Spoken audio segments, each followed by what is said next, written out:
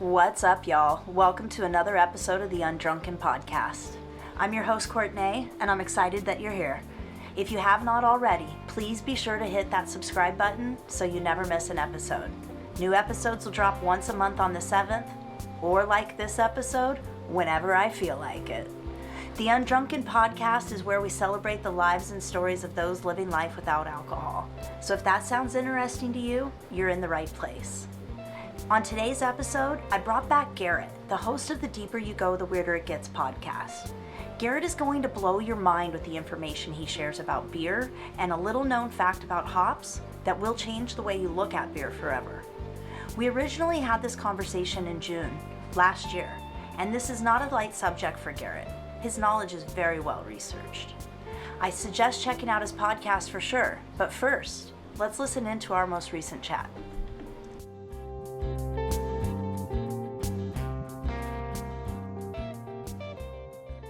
Well, Garett, I'm so glad that you were free to jump on another call. The Oh, recording. you lost it, huh? Oh man. I know we did it sometime around June. So, I've taken the podcast off air in mid-May and thought that it was just going to be a short break, and it ended up being the rest of the year. Yeah. So I think that recording must have just expired.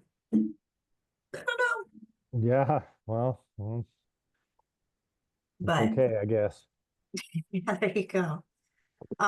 Meant to be. But I've reflected back and talked about our conversation so many times. So I think the thing that you enlightened me to that has stuck with me and I've talked about to so many people is how hops is such an estrogen rich thing. Nobody talks about that. Yeah. Yeah. Well, I don't think most people know. Nobody I've talked to, everybody's like, what? Yeah. Yeah. How did you figure that out or find that out? I don't even know.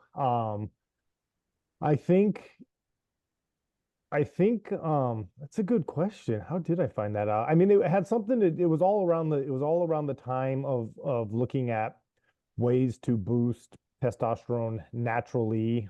So that was kind of the catalyst of everything. As I'm, you know, one of the unfortunate things about getting older is you start to lose testosterone. But also I've been interested in testosterone because there's a significant decline for men and women, but particularly men. Like it's like, and there's a lot of reasons, but it's epidemically low levels. I mean, they say like an average 22-year-old of today has the equivalent of like a 60-year-old man from uh like 30 years ago. So it's like it's getting that bad. So, Wow. it's yeah, like microplastics, um, uh, pesticides, sedentary lifestyle, estrogenic compounds. I mean, there's a whole host of things that are, I even think some of the ideology behind the masculine and the feminine, particularly, or the culture of like demonizing the masculine, calling it toxic masculinity. Not saying that that doesn't exist, but there's this whole demonization of masculine culture that's happening too. So there's a lot of factors Well, at play. real quick comment on that is I feel like the information on the demonization is abundant, whereas the education on like what true masculine is not. Right, right. And and that's we need education on that, and that's one of the things I'm hoping to do is as I'm educating myself and educating more men and even women, and both men and women on understanding what a divine masculine is and what a divine feminine is, and having those as like ideals to strive for and how they work with each other, how the balance works and the harmonization works. Yeah. And I mean, I forgot to mention, we just started talking, but you have this amazing podcast. And I know there's been a few episodes that have touched on really everything that you've said up until now. From, Hmm. you even have products that help Right. support natural testosterone. So this is not a light subject for you. Right. No, exactly. I mean, it's something I've been studying for a long time. In many ways, it's kind of been a lifetime. I just didn't even realize I was, studying it. But yeah, it's something I'm very passionate about, and it's something that I think that is desperately needed um to help our society and us as individuals grow. Um, but to get back to the original question, so um, I don't remember the exact timeline, but I think I was doing a diet, a sama with a plant called morosa, and I think this was like in 2020, and that's when a lot more of this insight kind of came in, and I really got the message to dive into this deep, but also look at plant substances. Because I knew there were things like soy, which everybody knew about. Like soy was known to be estrogenic, and so also I know that since we live in a dualistic world, well, if soy exists, there's got to be an opposite of soy. So I started looking into some of the plants, and um, one of the things I came across was pine pollen, and that's one of the products I sell. And I think sometime between looking at pine pollen, I just started going down rabbit hole after rabbit hole and got into this beer rabbit hole, which we had talked about before, which was fascinating because I don't really drink. But I got kind of pulled into this thing because I was reading that these beers of the past were known to be like energy producing and like aphrodisiac, and just these what they called oftentimes like called like Viking beers, and they sounded very interesting, not like because we've talked about this before, but one of the reasons I stopped drinking was I just didn't like the way it made me feel. um Especially like if I were just drinking in like at home, not in an energetic atmosphere. It's like I I wanted to go to bed. Like there was no energy, there was no nothing. It was like I just felt very sluggish and dull, and so it was like this is just not fun. And so hearing that these beers were of the past were very energizing kind of piqued my interest. But so then and then also what piqued my interest is I'm always a fan of what I call like hidden history. And so realizing that because the article I came across was kind of written in a conspiratorial type theme. And so basically, long story short, they were saying that yeah, the beers of today they use hops. And I think it was somewhere along this is when I found out that hops was the most estrogenic compound uh in the world. And that's what blew my mind, because then it opened up a whole thing, because as we've talked about is like, well, that's not a coincidence. Why is beer being promoted to men as a manly drink when it's the most estrogenic, contains the most estrogenic compound on the planet? And then nowadays, the cool guys are drinking IPAs, which is extra hops. So it's like just yeah. So that's a fascinating topic, and the long story of it short is I used to make beers, but I stopped making those. It just I'm still not necessarily a fan of alcohol. It was really more of an homage to the plants, and they tasted more like kombuchas. And I mean, I do think there is something about plant drinks and maybe even fermented plant drinks, but I'm just got my hands in a lot of different things, and so I just And you brought up like six things that I want to like sidebar on there. Like, Yeah, first sorry, of I was all, just like, talking. well, like you talk about, like, it's the most estrogen rich compound. You know, I've had hormone issues. I have many friends and family who've had hormone issues. Never once has a doctor told me in avoiding things like soy, right? Never once have they brought up hops, beer, alcohol, Right. which is just absolutely fascinating to me. So there's that. Like, I just feel like that we need to like educate people on this in such a big way. The other thing you said that really caught my attention um, was, oh, I lost it. Dang it. Well, while you're thinking about that, Yeah.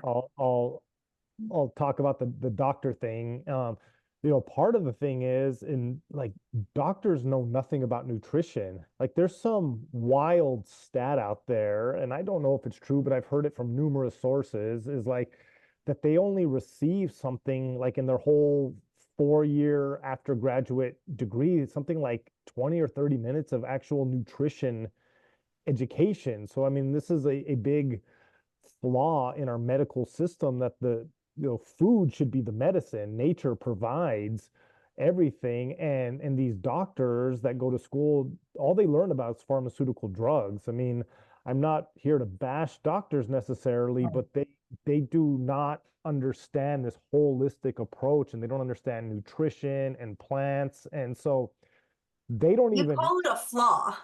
And Yeah. I don't want to like, I want to pick at this a little bit. Is it a flaw or is it by design? Well, it's definitely by design, and well, it's both. It's by design and it's a flaw. But yeah, I mean, there's a whole conspiracy rabbit hole into that, with um the whole medical system was essentially established by, and I don't remember all of this, but one of the Rockefellers, one of the Rockefellers kind of established the whole medical system, and that's when, the Rockefellers were one of the first families to discover oil. And they were so, when they discovered oil, they basically created this whole monopoly, and they became so rich that they were, I think, the first billionaire when the average salary at the time was like $5,000 a year. So you're just talking about, which $1 billion right now still to the average person is already, you A know, lot. tons of money, like lifetimes over lifetimes of money compared to the average person. But back then, that's even more so. And so with that kind of money, they also had influence. So I mean, there's a documentary, I think it's called How Big Oil Ruled the World. I Mm. could send you a link to that. It'd probably be good to put in the show notes. It's fascinating, and it talks about, it's the whole history of the Rockefeller family discovering oil. And long story short, they they they set up our school system, they set up our medical system, and they also used oil as a way, because before then we had this much more of like a herbalism type medicine approach. I mean, that's how our ancestors have done it. That's how the people in the Amazon, the Shipibo, the tribe I study, I mean, they all use plants as medicine. Well, the Rockefellers were able to use petroleum because they had all this access to oil to start making certain medicines. And so part of the thing is they started to demonize plants and other substances and food and all this stuff, because they basically, we don't have a healthcare system, we have a sick care system. And if you go to the doctor, they don't cure you of anything, they just kind of give you some pills and teach you how to manage your system. Because I think it was one of the Rockefellers, don't quote me on this, but it's something like a patient cured is a patient lost. Huh. So, there's no money in cures, there's money in recurring prescription medication. Um, so, yeah, the problem is you have profits over people. The goal of the medical system is to make money, not to cure people. And also, They're connected to the alcohol. yeah, oh yeah, yeah. I mean, they push. I mean, you see, it's all connected because I mean alcohol's promoted, which makes you sick, and then the food pyramid is all messed up, and what they're if you follow the government recommendations of how to eat, that's not necessarily the best way to eat, and so everything is done to kind of make you sick and then push you through this medical system that's not going to cure you. And also, you can't, how do you make money off of people eating healthy or exercising? Well, there's soy in everything. So unless you eat 100% whole food based diet, almost everything on the shelf has soy in it. And it just blows me away. Like, how is nobody questioning this? Yeah, oh yeah. Well, everything has soy in it, everything has seed oils in it, canola oil, and lots of sugar and dyes and artificial sweeteners. And I mean, yeah, you basically have to cook your own food at this point if you really want to, be as healthy as possible. Which brings me back to, I remembered what I wanted to Okay, ask about. perfect. Um, when you went down this rabbit hole on the origins of beer, right? What was it originally made from before hops, and what was it that you were making it from now? Because I know that's three different things, right? Yeah. Well, so one of the things that caught my attention when I was looking at the beer was so they said that so hops has a purpose. It's it's a bittering agent that gives it some flavor, and then it also helps preserve it. It's got some like antimicrobial bacterial type compound to it, which can help um keep the beer shelf stable and I guess just make it safer to drink. I guess especially back then you're probably drinking bad water sources and stuff like that. So um but so I found out that before hops they used to use a plant called yarrow, and that's what originally piqued my interest because of all this plant medicine work that I've been doing. Yarrow is a very popular plant in not only regular herbalism, but also spiritual herbalism. And yarrow grows everywhere. I mean, it's basically, most people think it's a weed. It grows in the median of almost on freeways. And Mhm. but it's a very powerful plant. And that plant also, its scientific name is like Achillea mocophilium or something. But anyway, it's related to Achilles. And so, which is cool because like I'm gonna get down with that. And so the myth behind that was Achilles used to give it to his warriors after battle to help heal them. So it's like, well, if it's good enough for Achilles, it's good enough for me. Um, but anyway, so but basically, I found that it was very interesting that, oh, they were using yarrow because I was just learning about yarrow, and this is a very powerful plant. And yarrow has all the same qualities of hops as far as like giving it the bittering agent and then also making it shelf stable and healthy to drink. So that's what um opened my eyes because for me, like I said, and that's what made me even want to make the beers in the first place because that's when and then I realized they were also using other plants, and so it felt like these things weren't, to me, based on all the plant world stuff I've been involved in, they didn't seem like beers to me. It just seemed like a cool way to work with more plants because as I went down this journey, this whole world of plant medicine, and that's even non-psychedelic, because like I said, yarrow's not psychedelic um necessarily. It does have some qualities, which I just remembered is one of the things in the beer. It was known to open things up a little bit more. But That's called psychotropic, right? yes, yes. And but the oftentimes when we hear the term plant medicine, we think of ayahuasca, mushrooms, cannabis, things that are psychoactive, but really plant medicine is any plant that has medicine, or you could just think of it as herbalism. And so yarrow, dandelion, Oregon grape, lavender, cedar, these are all plants and Devil's trees, Club.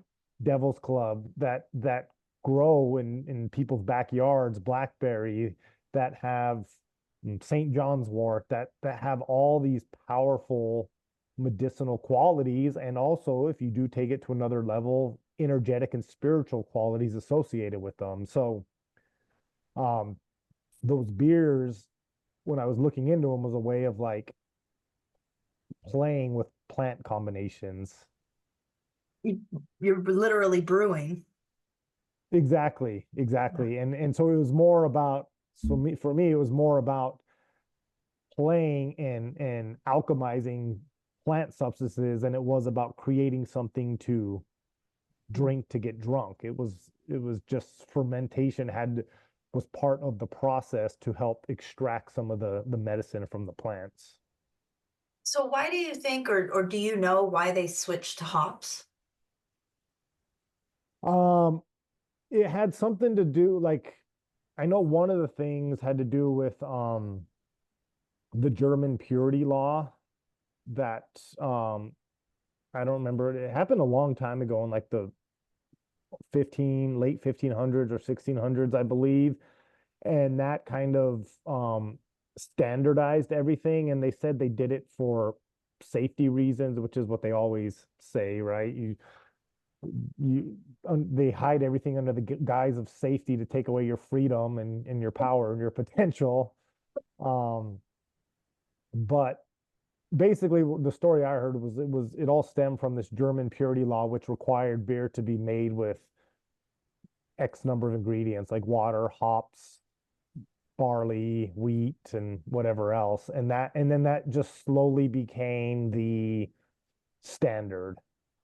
Um, of course, that's the mainstream story, and I think there's always multiple things can be true. And I think that they said that people were getting crazy and brewing beer with all kinds of different things, and so they needed to standardize it. So there's probably some truth to that, but also, why did they pick hops, and why couldn't it have been yarrow or other plants to do the same thing? And so um I mean, that's always my go-to, is that, and it's not that I'm a think of things in the negative light, but it's always, it just, if you look at how things are going in our society, it seems to be that there are um our current society and civilization is set up in a way to hold us back. And like I've said before, just take a look around. We're not in a healthy society. There seems to be more than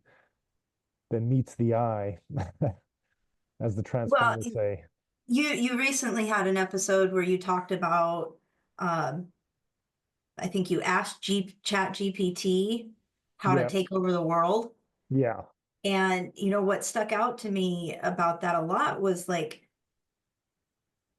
controlling people isn't necessarily even what we think of as control. If you're unhealthy, right, and you're not Hmm. clear-minded and you're not strong and you're malleable to Right, what's safe for you. I mean, in our lifetime, butter has gone from good to bad to good to bad to good to bad right. at least that many times. That's just butter. Like, I'm a big believer in what feels right with that Yeah, sort. yeah, Yeah. yeah. Well, I think it's good to start to trust your intuition too, of because everybody is slightly different on the foods and the way you should eat.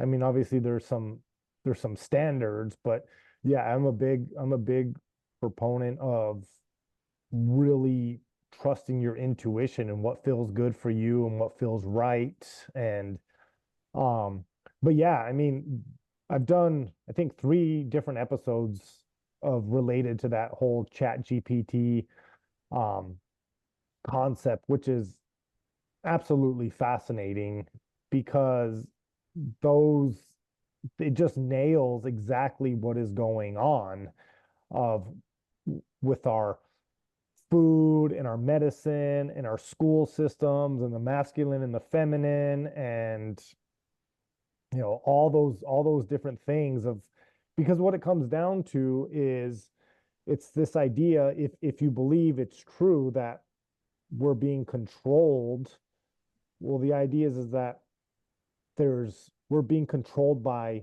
a few people, by the elites, so to speak. But the idea is that there's way more of us than there are of them, like thousands more of us. So how do you control a big group of people when you're outnumbered? Because you can't necessarily use force because they could the many could overwhelm you. So you have to hit them with a multi-stage approach, by making them sick and weak and dumb and dependent and all these things to weaken them first of all, so they don't, because if you're sick and unhealthy, I mean, you're not going to start a revolution. You're not going to fight back. You're just trying to survive. So, yeah, that's a lot of what it comes down to is they're hitting us from all these different angles to take us out of the game before we even have a chance to wake up and realize Exactly. Before we even realize it. 100%. exactly. Yeah. Yeah. Well, and I feel like alcohol is such a big part of that.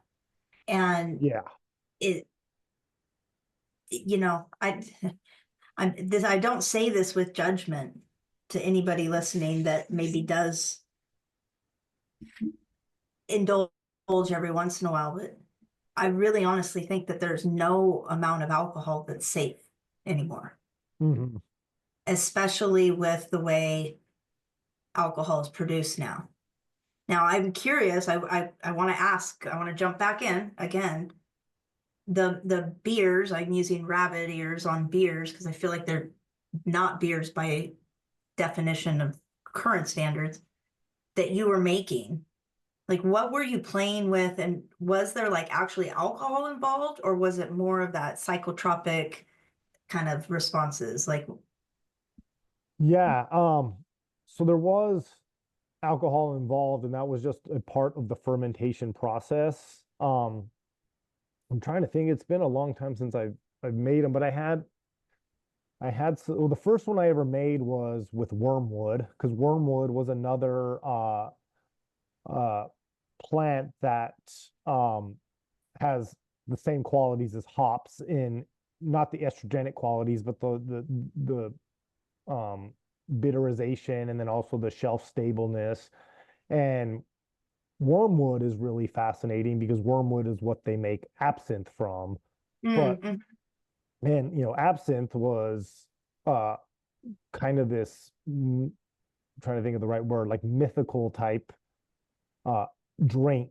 Um because that was known to be more psychotropic. And then even wormwood itself is called like the green fairy.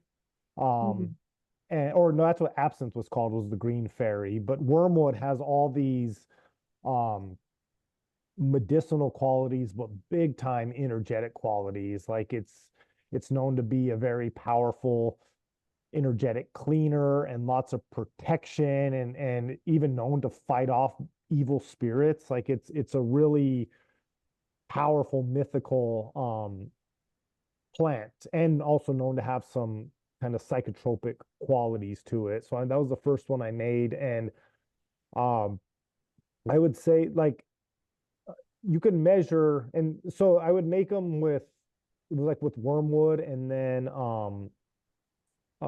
barley, some malted barley.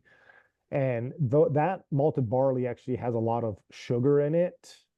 Um, and that's what causes the fermentation process. It's the sugar being uh, eaten by the yeast or something like that. I don't know the exact science, but um, they were about like 5.5% alcohol.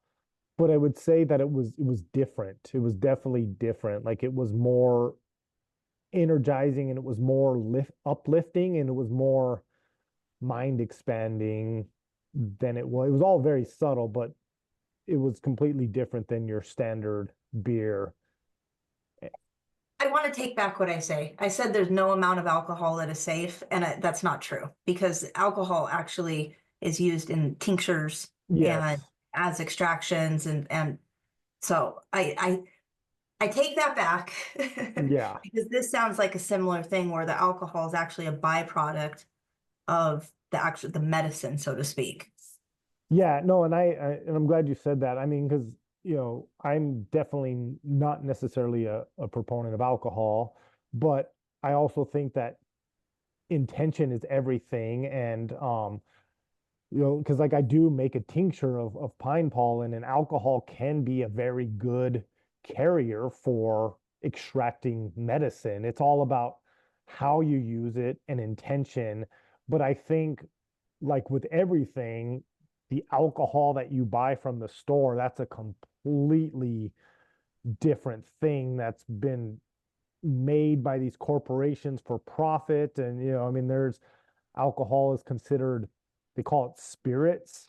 Mm. And so I think that's why one of the reasons why it's a very good medium to transfer medicine. But if you're not using medicine, then what else is it transferring? So the the whole alcohol industry, I think, is set up with bad intention and harm and greed and all that kind of stuff. And so all that stuff is getting transferred into a spirit, and then you're consuming that through the alcohol.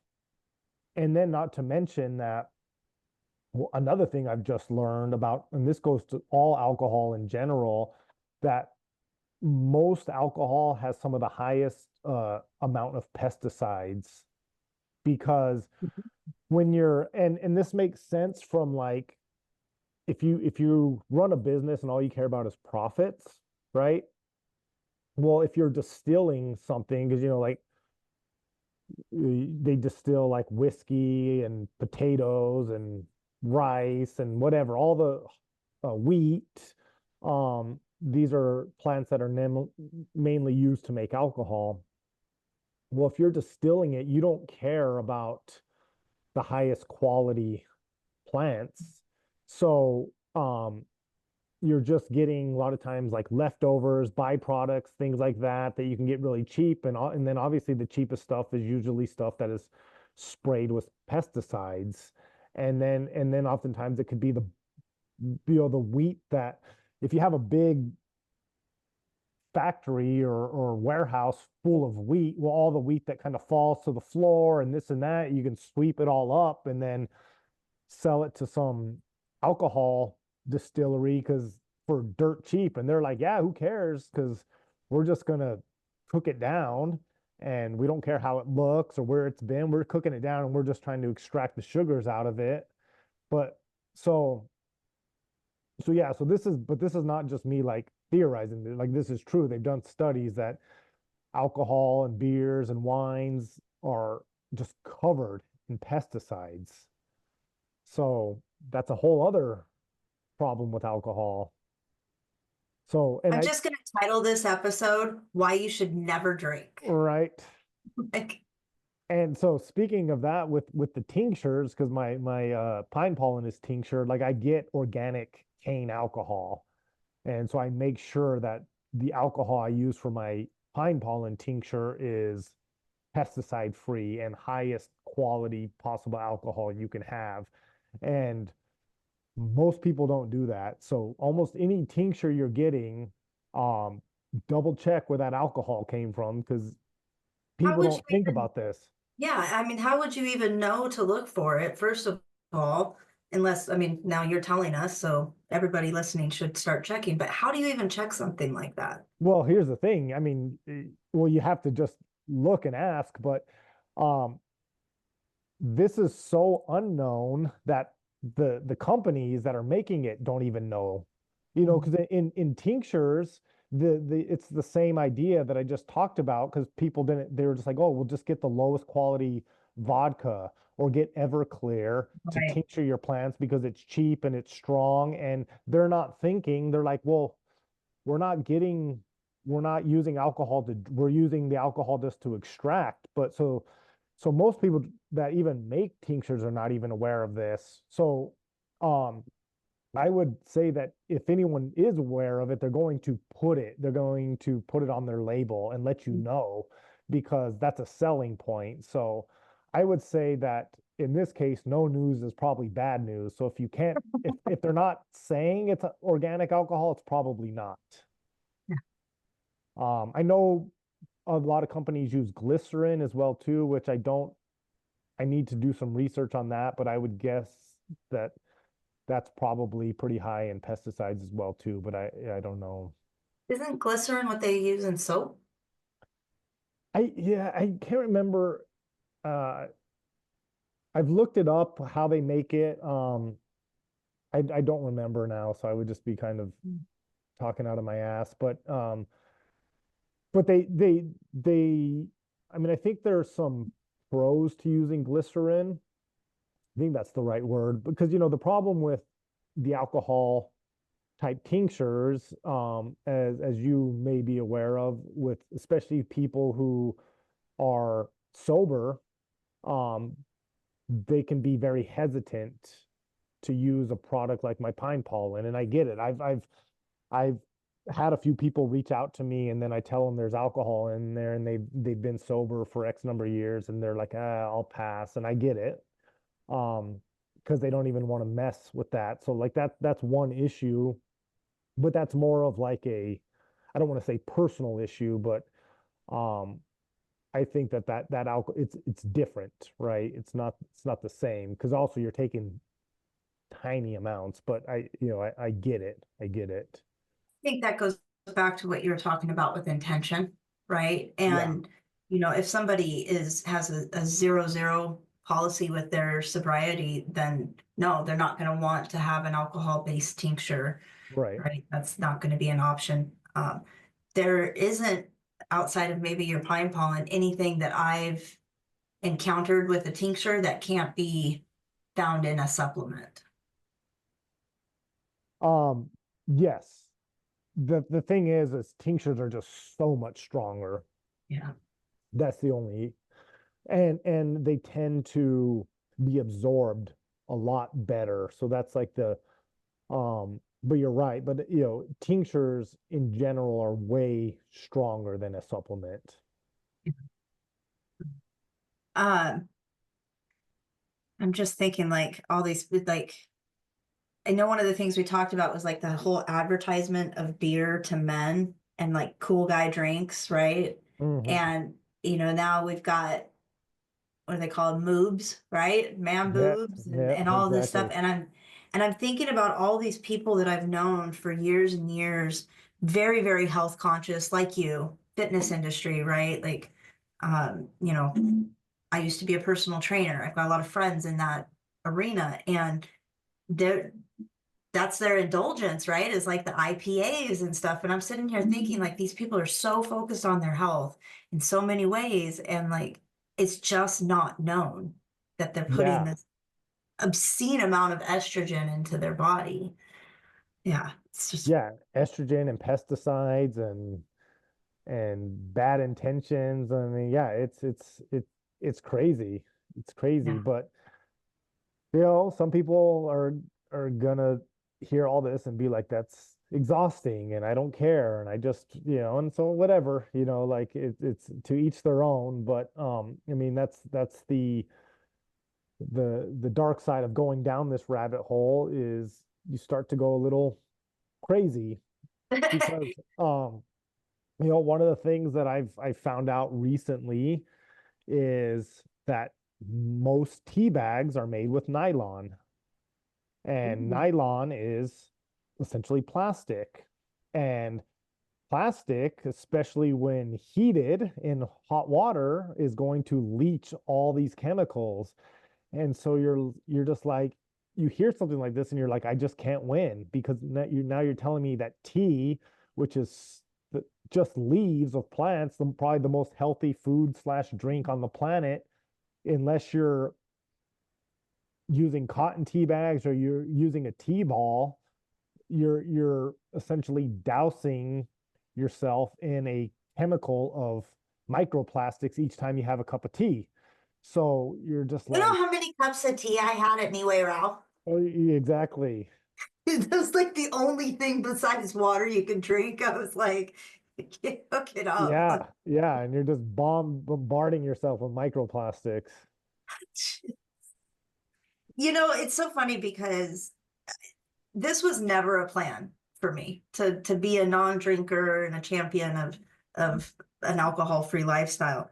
But it was just like you were saying. I started going down that rabbit hole. I started learning about it through interviews just like this, like talking to people, and then they talk about, oh, I read this book or I learned this, and you start, and it's like 100 days was the goal, right? To do Mm, just alcohol-free, super intentional, but by like 90 days, I learned so much. I was like, I can't, I can't put it in my body again. I know too yeah, much. It's like the veil's lifted, or I've seen the dark side. This was just mind blowing. Like I said, I have family that we've all suffered with hormone issues, and they love beer. Like they go to breweries. That's like their hobby. And I'm like, I hate to tell you this. Like yeah, you're essentially like hurting yourself so much with this stuff. Like, you're working so hard avoiding soy, and yet there's your beers. Yeah. yeah, Yeah. yeah. Well, I think also what it comes down to is it's just like our society is just so like everything is, not to sound dark, but it's like everything is set up against us because like our whole, the whole social structure in general is set up for alcohol. Like to go out to a bar, to go out to a brewery, to have a glass of wine with dinner or whatever it is. And so like we just don't have, I mean, there are alternatives out there, but you have to really go out of your way to kind of find a group of friends and do other things, so to speak. But it's not set up in a way to um have, and because like there are, if I were to say like a good thing about alcohol, even though it's very small amounts, is it can be like a little bit of a social lubricant and loosen you up a little bit and open up conversation. Um, and unfortunately, there's not a lot of things like that out there. Although there is, it's very popular in like Hawaii and other places. Kava. I don't know if you've ever had kava. Kava Love is coffee. really cool. And there's like these kava bars and I've only seen them in Hawaii, and you go and you get a big bowl and you drink it out of the shell, and you get like a nice little, um, I guess I'd call it like a head change and feel a little relaxed. And it does seem to open up conversation a little bit. And so, I mean, I think also looking at potential other substances too, not that, but also not that you need that No, to but have a I good know time. what you're saying. Like I feel like there's, without putting people in buckets, there really is kind of two types of people who give up alcohol, right? There's those that do like a program, and Alcohol Anonymous, and that's like part of like their journey with alcohol. And then there's those of us who just don't drink it. And the social aspect, like part of the reason I think programs are so successful is they're connecting you with people on the same journey, Hmm. right? That didn't exist, right? Like if you just don't want to drink, right? I have so many friends. It's like, well, I lost a lot of my social circle because nobody wants to, you know, do anything besides go out, right? Yeah. And it is a huge challenge that I think is shared with so many people that choose an alcohol-free lifestyle. And to your point, right? Like there are other options. When I quit drinking alcohol, I said, I'm not going to worry about anything else that I drink. Like if I want to have the stupid sugary soda, I'm going to have a Hmm. stupid sugary soda, even though I don't like drinking that sort of thing, because it's not alcohol, right? And it was Yeah. such a, like you said, it was such a part of culture and daily life. It was like, oh, I'm planning a work event. Well, we'll have a happy hour. Right. It was like a no-brainer. So that is a huge challenge. Yeah. And I think things, people trying other things, right? Especially if they tend to be a little bit more reserved, trying things. And it doesn't even have to be a substance. Breath work, counseling, Yeah. yoga, something that helps open you up and get you comfortable in yourself to not need a substance is also an Yeah. alternative. No, 100%, You know? 100%. Take up a new hobby, mountain biking. Well, I actually think that's a huge thing, and what more people need anyway is a hobby. It's funny. I was actually just talking with a friend who is was telling me that he's getting serious about quitting drinking, and that he found this group that does hikes, and then they even do like rock climbing, and they do all these things throughout the year with a big push to climb Mount Rainier, but they have this whole focus. But I'm like, that's perfect because um just doing something um that's a huge social lubricant. And so I think that's what people are missing, because people love to go.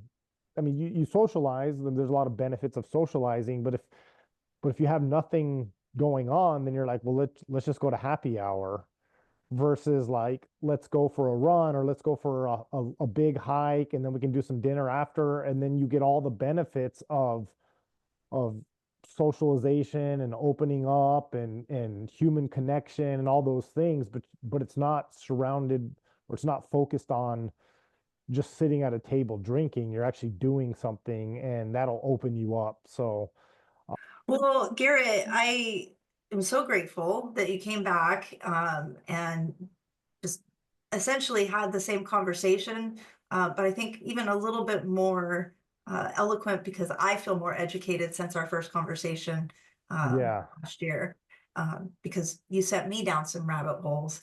Um, I absolutely love your podcast, and I want everybody listening to go check out your podcast.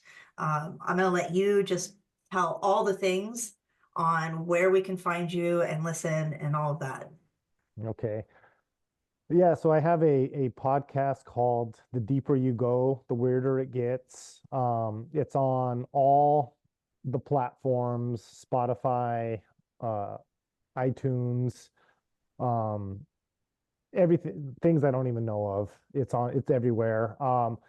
So that's I also have well, from there you can find, well, actually one of the things I'm doing is I'm actually in the process of making a website, because I realize I don't really have a central location.